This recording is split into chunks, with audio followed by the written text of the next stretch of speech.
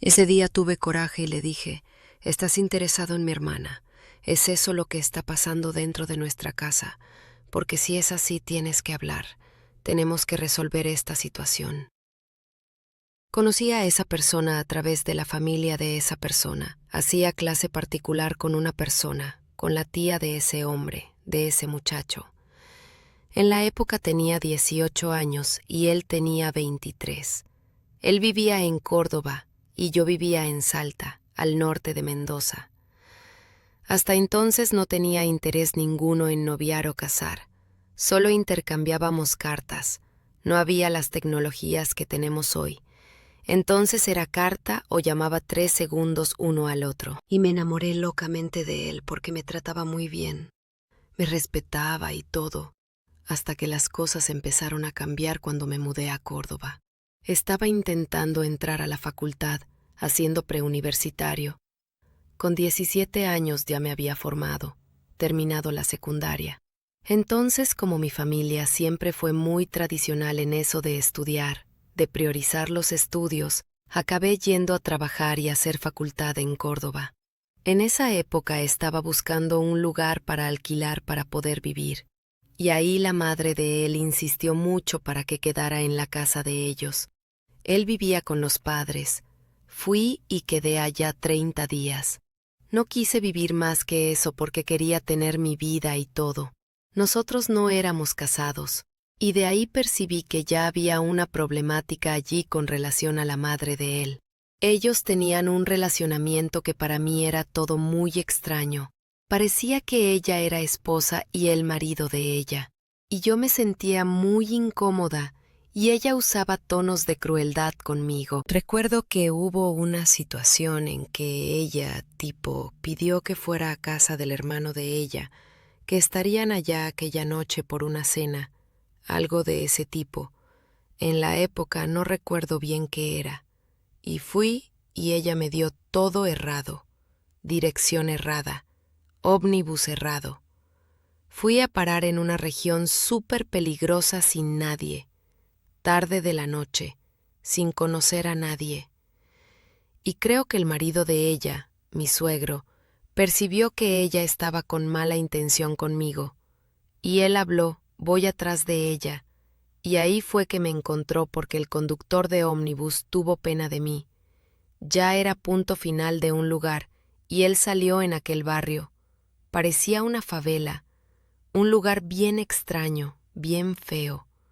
Casi no había casas, era tipo en un cerro, y me encontraron y me llevaron. Estaba bien asustada y todo.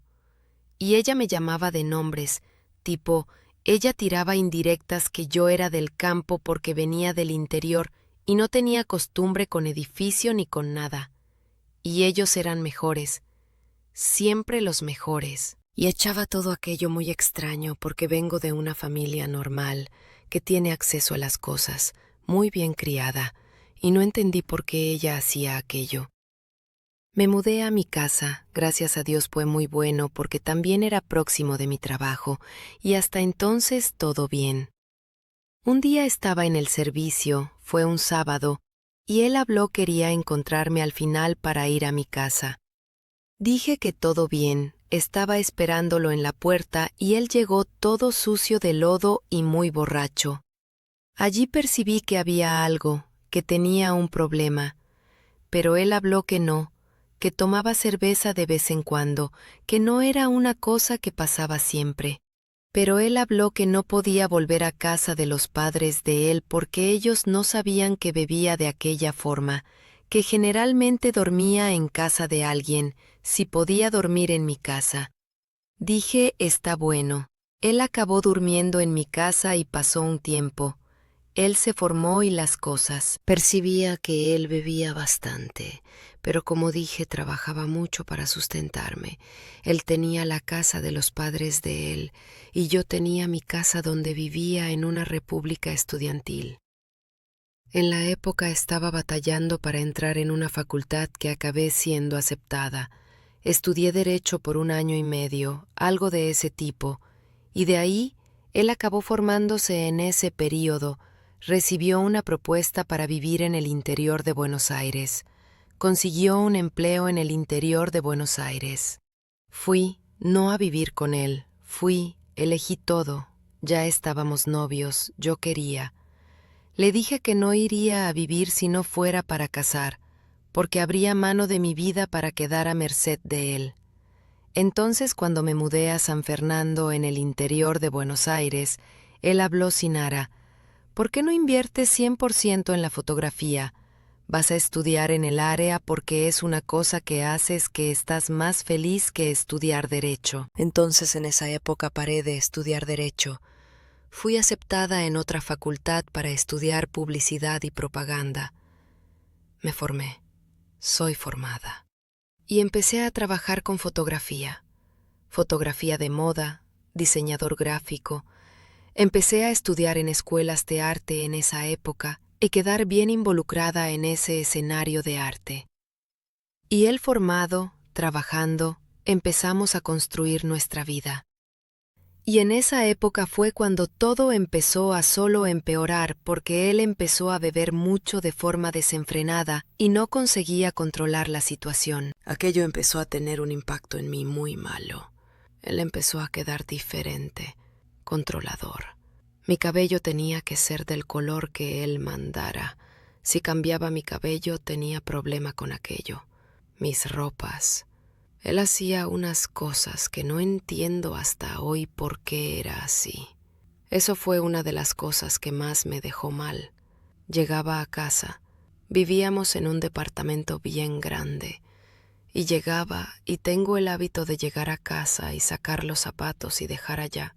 No usar zapato en casa, o quedar solo con media. Es una cosa mía, cuestión de limpieza. Y él escondía mis zapatos, escondía los zapatos, escondía mis ropas. Y yo buscaba, preguntaba, y él quería que yo creyera que la casa era mal encantada, que había cosas malas, que había espíritu malo, que tenía gente, y llevaba gente para orar en la casa porque tenía miedo de dormir. Empecé a tener miedo de lo que era real y de lo que no era. Empecé a ganar mucho peso, a quedar muy ansiosa. Hubo una época que mi madre viajó hasta San Fernando para quedar conmigo. Hablaba mamá. Pongo el zapato en la entrada de la casa. A la hora que voy a agarrar el zapato desaparece. No está allá más. Y él salía a trabajar.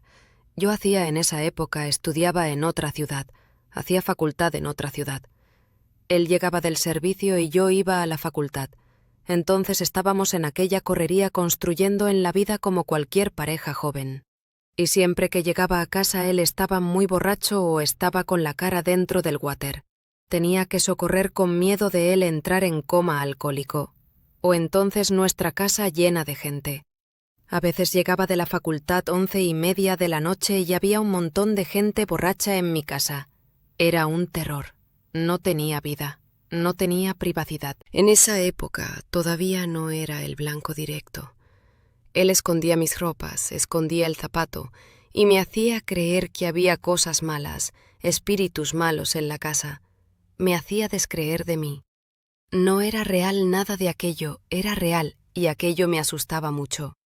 Llegó en un ápice de que tenía una amiga en la época muy próxima. Hacíamos facultad juntas y vivía en una ciudad vecina. Ella vino a visitarnos. Tenía un cuarto de huéspedes en casa. Hablé: duermes aquí porque mañana vamos a la facultad. Aquel día salí con él. Íbamos a hacer unas compras. Tuvimos una discusión. Él muy agresivo, muy extraño. Empezó a cambiar mucho el comportamiento conmigo. Y no sabía qué hacer porque parecía que solo era feliz cuando estaba borracho. Cuando estaba sobrio, no era normal. Y llegué a casa con él. Teníamos una perrita en la época y nuestra perrita agarró la bolsa de basura y esparció basura en la sala. Agarré la basura. Hablé: voy a limpiar. Ya no estábamos discutiendo más. Él fue a la cocina. No sé, no recuerdo qué fue a hacer. Y fui a la sala. Mi amiga fue al cuarto y también estaba el marido de mi amiga.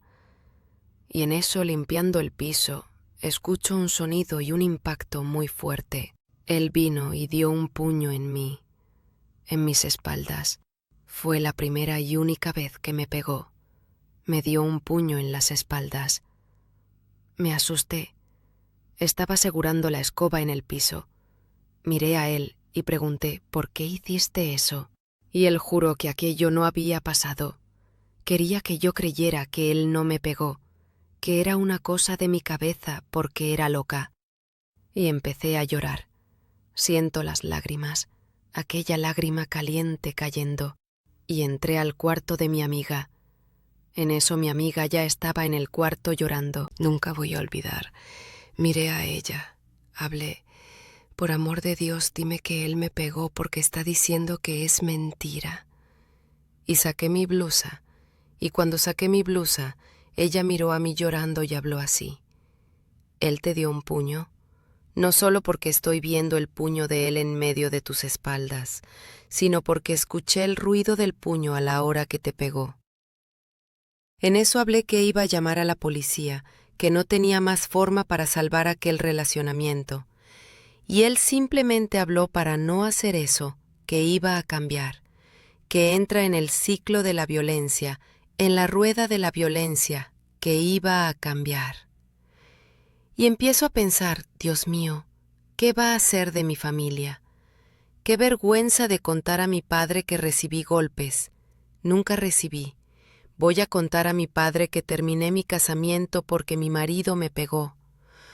¿Cómo voy a contar eso a mi madre? ¿Cómo voy a mirar a mis hermanas y voy a decir una cosa de esas? Entonces quedé. No tuve fuerza para irme. Acepté aquella situación. Pensé que iba a mejorar, que iba a cambiar. Pasé a ir a la iglesia, a pedir a Dios, a orar. Y él, bebiendo mucho, paraba, volvía, bebía de nuevo, volvía. Llegó una época que estaba llegando atrasado al trabajo y ocurrió un corte en la empresa de él, y es obvio, fue uno de los que salieron. En la época mi familia ayudó a él a arreglar otro empleo, a restablecerse en otra ciudad, lo que fue óptimo, pero vino de nuevo la bebida. Y daba clase también en una facultad del cual fue despedido. No sé por qué hasta hoy qué pasó. Y empezó a decir, tipo, tu cuerpo es feo, hacer pequeños comentarios que mi cuerpo no era bueno, que tenía que perder peso. Y perdía peso, pero no estaba feliz. Y tenía los abusos de la madre de él que me humillaba mucho con palabras, con comportamiento, y aquello me dolía mucho. Hablaba que no quería más volver a casa de los padres de él, pero hablaba, o vas a quedarte sola, porque no voy a dejar de visitar a mis padres. Y hablaba, ve solo. Y hablaba, sin ti no voy porque eres mi esposa, tienes que estar conmigo. Y fue así aquella cosa era humillada por la familia de él. El padre de él, hermana más joven de él no, y algunos tíos y tías eran muy tranquilos y respetuosos, pero la madre de él hacía cosas absurdas conmigo. También tenía aquel comportamiento de agarrar mis ropas, esconder. Recuerdo que tenía un sombrero una vez, estaba en casa de ella, llegó a mí y habló, alguien entró aquí y se lo llevó.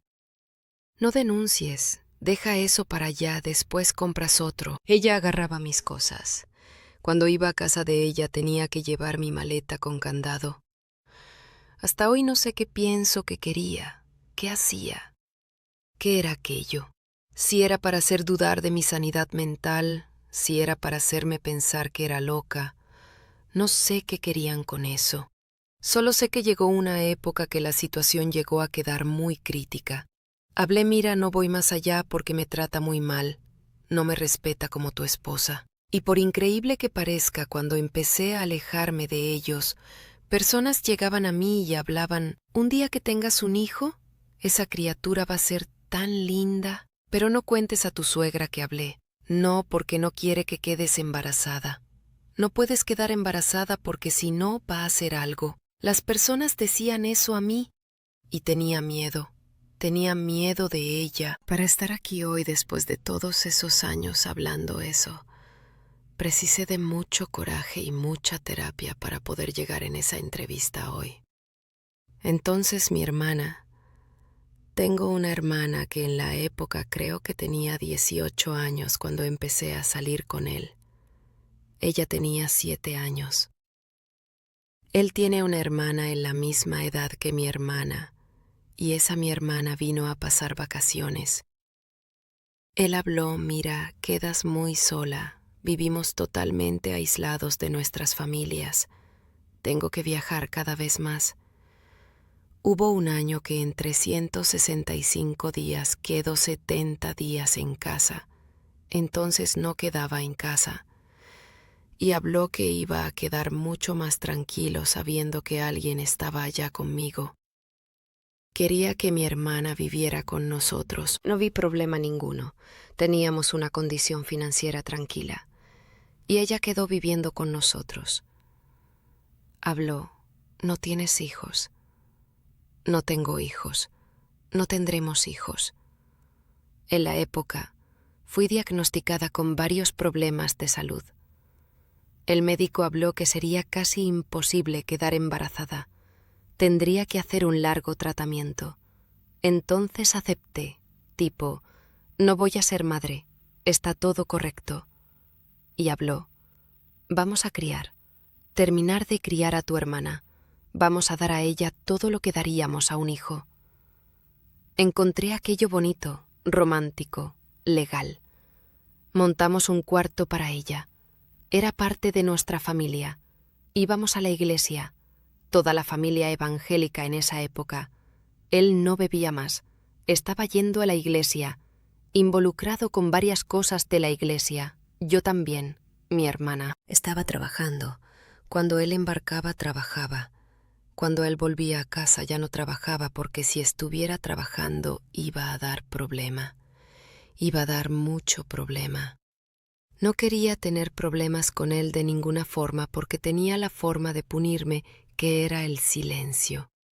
Pasaba días sin dirigir la palabra para entender que lo que hice fue errado, y aquello era ensordecedor. En esa época ya estaba bien mal debilitada con los abusos, con la forma de tratar, muy agresivo en casa. Empezó a tener comportamientos extraños tipo que daba que le gustaba cuando tenía un semblante de miedo. Hablaba que cuanto más tenía un semblante de miedo para las cosas que hacía conmigo, más aquello estimulaba a él.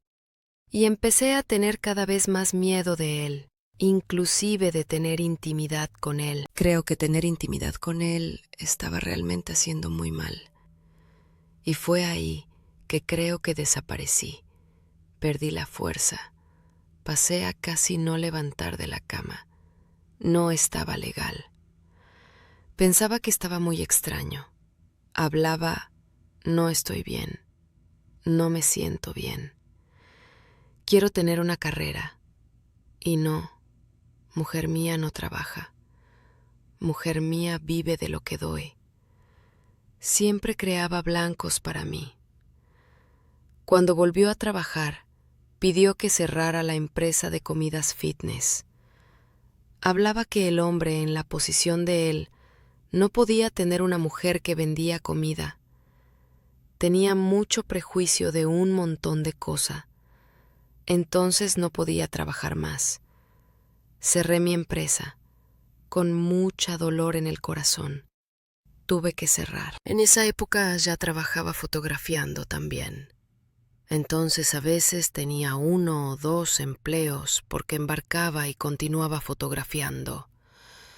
La empresa que estaba trabajando como fotógrafa, infelizmente las crisis en el país cerró. Y creo que fue la cereza del pastel para la depresión, porque en casa tenía esa cuestión de los maltratos y no conseguía trabajar y aquella cosa toda. Empecé a quedar cada vez más debilitada. Lloraba mucho mal. La depresión es una enfermedad terrible. y arreglé. Fui un día de noche. Él estaba embarcado. Salí para cenar con mi hermana. Cuando tenía ataques de pánico tenía tipo una reacción en el rostro, tipo una rosácea, una cosa bien fea. Mi cuerpo empezó a tener manchas y empecé a pasar malón en ese restaurante. Llegué a mi madre y hablé. Necesito ir al hospital, ahora. Llegué a la emergencia. Fui manejando. Mi hermana no manejaba en la época. Y el médico miró a mí y habló. Estás teniendo un ataque de pánico. Me pasó el teléfono y la dirección de un psiquiatra. Fui. Marqué una consulta con ese médico. Empecé a tomar el remedio y empecé a mejorar. Empecé a quedar feliz nuevamente. Pasé a adelgazar. Volví al gimnasio. Y percibía que todas las veces que mejoraba, que me sentía bien, que salía de aquella paranoia de él hacer creer que nuestra casa era mal encantada, que tenía alguien escondiendo una cosa mala, una entidad escondiendo mis zapatos, escondiendo mis ropas, escondiendo mis productos, simplemente mejoraba y él quedaba irritado. Parecía que cuanto más enferma quedaba, más feliz era, y no entendía, y empezó a tratarme como si fuera inválida en esa época. Por ejemplo, en la hora de hacer compra en el supermercado hablaba: no te quedes en casa, descansa, no quiero que hagas nada. Y nuestra está cuidando de mí. Nunca cuidó de mí de ese modo. Entonces de la noche al día tuve el marido que siempre quise cuidando de mí, yendo a hacer el supermercado, tratándome de aquella forma. Hablé, estoy haciendo tratamiento para depresión, las cosas mejorando, y percibía que hablaba, tu hermana va conmigo, y llevaba a mi hermana, una niña bien más joven que nosotros, que siempre tuvo un cariño como si fuera una hija para nosotros, encima de cualquier sospecha, listo. Nuestra familia estaba feliz, las cosas estaban mejorando. Volvieron hablando. Ay, dormiste, y salimos. Hablé. No dormí. Simplemente tengo certeza absoluta que me desmayé, que había alguna cosa allí fuera de lo normal, y era muy confuso en mi cabeza porque todas las veces que confrontaba de las cosas erradas que pasaban en mi casa, hablaba que tenía que volver al psiquiatra, que era depresión, que precisaba tomar remedio. Un día él fue a buscar a mi hermana en el servicio, en el trabajo. Habló. No, voy yo. Te quedas, es tarde. Salí a 10 horas del trabajo. Ella llegó a casa, miró a mí, se trancó en el cuarto, empezó a llorar. Hablé. Voy allá a ver qué está pasando. Y él habló. No, no vas. Tuvo un día malo en el trabajo, déjala. Y ahí entra al cuarto, con él. Llamé a él para tener una conversación. Miré y tuve coraje. Luego, después de unos meses, ya estaba trabajando nuevamente. Empecé a trabajar de nuevo por cuenta propia cuando viajaba. Y percibí que empezó a quedar incómodo de nuevo. Tenía momentos de felicidad, tenía momentos de tristeza que quedaba extraño y no entendía qué era. Recuerdo que fue Año Nuevo y hablé, vamos a viajar, vamos a hacer alguna cosa. Habló, vamos a la playa. Habló, vamos a llevar a tu hermana. Dije, está todo bien. Era como si fuera una hija para nosotros. Y salí con ellos. No sé qué pasó conmigo aquel día. Habló que había llevado unas comidas de nuestra casa, unas bebidas, porque quedamos en una posada. Era lejos de casa. Fuimos a Bariloche de auto. Y comí algunas de las cosas que había llevado y empecé a pasar mal y me desmayé.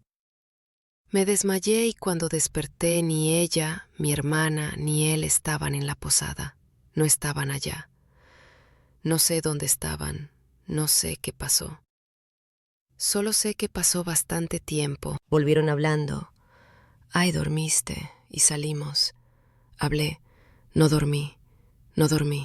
Simplemente tengo certeza absoluta que me desmayé, que había alguna cosa allí fuera de lo normal, y era muy confuso en mi cabeza porque todas las veces que confrontaba de las cosas erradas que pasaban en mi casa, hablaba que tenía que volver al psiquiatra, que era depresión, que precisaba tomar remedio. Un día él fue a buscar a mi hermana en el servicio, en el trabajo.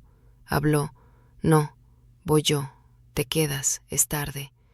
Salí a 10 horas del trabajo. Ella llegó a casa, miró a mí, se trancó en el cuarto, empezó a llorar. Hablé: voy allá a ver qué está pasando. Y él habló: no, no vas. Tuvo un día malo en el trabajo, déjala. Y ahí entra al cuarto, con él. Llamé a él para tener una conversación. Miré y tuve coraje. Ese día tuve coraje y hablé: ¿estás interesado en mi hermana? ¿Es eso lo que está pasando dentro de nuestra casa? Porque si es así, hablas.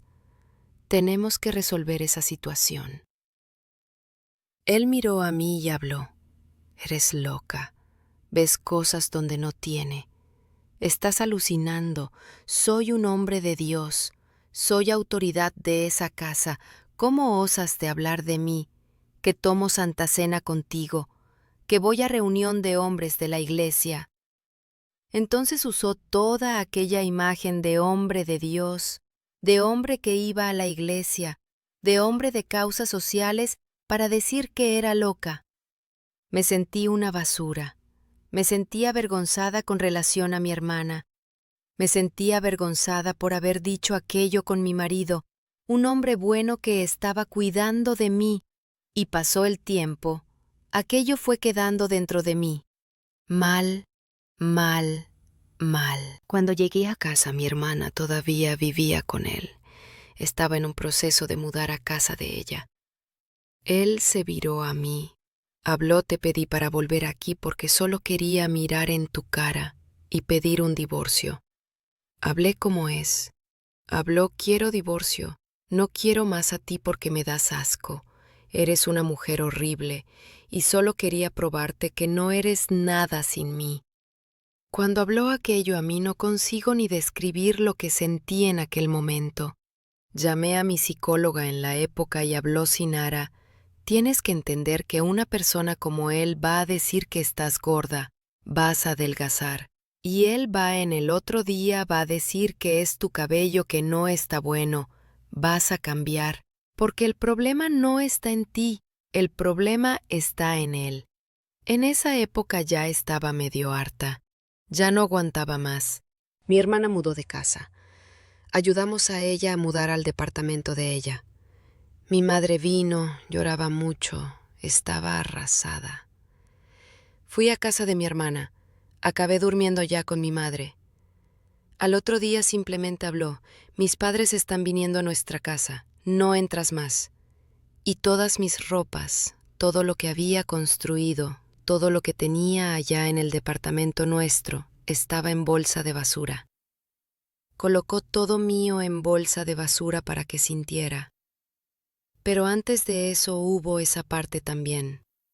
Antes de ir a dormir en casa de mi hermana, estaba en nuestro departamento. Habló: cuando tu hermana salga, vamos a tener una conversación. Precisamos conversar. Y él tenía aquel comportamiento: vamos a conversar. Entré a nuestro cuarto, que era una suite, iba a tomar baño. Cuando salí del cuarto que iba a tomar un agua, estaba de pie en el cuarto que era de mi hermana, mirando porque las cosas de ella no estaban allá. Estaba bien triste porque no estaba ya más en la casa, y vino encima de mí y empezó a gritar. En eso salí corriendo, me trancé en el cuarto, llamé a mi psicóloga, llamé a una amiga mía. Hablaron: arregla y sal de la casa, huye de ahí. Y en eso me llamaba de Sinara cuando cambiaba la personalidad de él. Y cuando veía que no respondía: oh amor, estoy hablando contigo. Entonces conseguía cambiar, y aquello era muy confuso para mí, porque no sabía qué hacer en una posición de aquella. Hablaba: ¿va a pegarme o va a matarme? ¿Qué va a pasar? Voy a morir aquí dentro, porque pasó a ser violento, agresivo, a gritar. Tipo paraba el auto conmigo en calle desierta y gritaba con los vidrios cerrados y decía las peores barbaridades que no tengo ni coraje de pronunciar en voz alta. Agarré, vestí una ropa, todo mío estaba en el departamento, maletas y todo. Conseguí salir corriendo, en lo que corrí tenía la llave del auto en el borde de la mesa y agarré. Y él vino atrás, abrí la puerta del departamento y salí corriendo. Nunca, él vino atrás de mí. Por coincidencia, por misericordia de Dios, porque no sé qué iba a hacer conmigo aquella noche, mi vecina sale del departamento de ella con el marido para bajar con el perro de ellos. Entro casi sin aliento dentro del departamento y digo, estaba gritando conmigo, expulso de casa. Dije que no iba a salir, empezó a gritar, estoy con la llave del auto, estoy yéndome. Y intentaron socorrerme, acogerme, conversaron conmigo, me calmaron. Entré al auto y fui a casa de mi hermana. Estaba intentando encontrar a él para firmar los papeles de divorcio. Conocí a otra persona. Tuve un relacionamiento. Nos volvimos novios. Acabé quedando embarazada de esa persona. Tuve una hija con esa persona. Pero todavía no estaba curada para casar de nuevo, para construir una familia. Acabé volviéndome madre sola de mi hija en Irlanda, otro país, sola. En ese medio tiempo ya estaba actuando como traductora en hospitales, en ala psiquiátrica también, trabajando en otra área, como fotógrafa, como barista también. Después me volví supervisora de una tienda, después tuve licencia maternidad, mi hija nació. Trabajé mis 9 meses de gestación, trabajé sin parar. Me enorgullezco mucho de eso porque creo que mi hija fue un factor importante en ese proceso de cura, en ese proceso de no volver atrás. Mi hija salvó mi vida. Ya estábamos separados desde 2017 y él no aceptaba firmar el divorcio. Todas las veces que la abogada iba a finalizar el divorcio, iba allá y daba un escándalo en el escritorio de abogacía. Todas las veces era un infierno. Nunca entendí por qué no quería divorciarse de mí. Sinceramente, quiero decir, todo vino a surgir después en la pandemia. Mira cuántos años para venir a surgir. Un día me llamó, hablé, estoy embarazada, quiero el divorcio, no quiero nada contigo. Él empezó a decir a las personas que en verdad traicionaba a él, empezó a difamarme. Y me amenazó. Habló cuando fuera a Argentina con mi hija y estuviera en el carrito, que era para mirar los 2 lados de la calle antes de cruzar. Nunca olvidé eso. Por causa de eso tenía mucho miedo de ir a Argentina con mi hija. Llamaba y mi presión subía, iba al hospital. Porque hablaba que era una persona que nadie le gustaba, que no tendría capacidad nunca de ser madre, que no tenía capacidad de ser madre, que no tenía que inventar de tener aquel embarazo, que era para sacar. Quería que sacara a mi hija a cualquier costo, cualquier costo. Hablaba si haces un aborto aquí, ¿qué va a hacer de mí? ¿Ya paraste a pensar en eso? Hablaba si mueres, agarro tu cuerpo, dejas un dinero en la cuenta bancaria que tu hermana tiene acceso. Voy ahí, agarro tu cuerpo, traigo a Argentina, traigo a tu familia, no te preocupes. Hablaba como si no fuera un ser humano para él. Se refería a mí como si fuera una nada. Era eso lo que hablaba. Porque cuando me llamó para hacer una carta caso me matara, diciendo todo lo que tenía que escribir en la carta, allí para mí quedó muy claro las intenciones de él, muy claro. Solo sé que en esa época estaba con el padre de mi hija, y el padre de mi hija entró en medio de esa situación. Mandó un mensaje a él, y paró. Cuando el padre de mi hija intervino, paró. Firmó el divorcio. Y fue el día más feliz de mi vida cuando firmó el divorcio. Durante la pandemia, mi hermana más joven, que quedó viviendo todavía en San Fernando, quedó muy extraña. Llamaba a ella, no atendía. Mandaba videos de mi hija, no visualizaba. Llamaba a ella y... Ah, tu ex está aquí en casa. Hablé, pero ¿por qué está en tu casa? Ah, tengo una deuda con él. Sabes que es un padre para mí. Nunca voy a dejar de hablar con él, Sinara, independiente de lo que hizo contigo. Y aquello empezó a quedar muy sospechoso. Llamaba a mi madre. Mamá, ¿qué está pasando? Mi madre, mi hija, por lo que sé, está trabajando mucho. Estoy hasta queriendo ir allá a visitarla porque está trabajando mucho. En la pandemia, la situación financiera de muchos argentinos dio una caída. Mi hermana del medio siempre hablaba: Sinara, en esa historia tiene alguna cosa está pasando. Y hablaba con mi madre. Hablé: estás loca, por amor de Dios, es mi hija, ¿qué eso? Estás siendo mala con ella. Y protegía a ella. En un bello día llamé a mi padre y hablé. Creo que o tuvieron un caso y eso ocasionó en mi divorcio o están juntos. Tiré ese verde, pegué esa pelota, y mi padre furioso acabó llamando a mi hermana, colocó una tremenda presión en ella, no aguantó la presión. Al otro día llamó a una tía nuestra y habló. Tiene un caso con el ex marido de Sinara todo ese tiempo, y es eso. Mi tía habló. Vas a tener que elegir, o tu familia o él. Habló, elijo a él. Y fue eso, viven juntos. En verdad, todo lo que hizo fue con el aval de ella. Fue con el aval de ella. Tiene algunas otras cosas que ella ayudó a él a hacer que podría haber dado bien mal para mí, pero gracias a Dios conseguí revertir la situación. Ni voy a decir aquí porque es bien complicado. Y viven juntos. Fue todo un plan armado por los dos desde el comienzo. Y ella es eso. Tiene mucho que decir. Estaba por detrás teniendo un caso con él todo el tiempo, mientras estaba enferma en la cama intentando recuperarme. Mi psicóloga en la época captó que había alguna cosa. La abogada captó.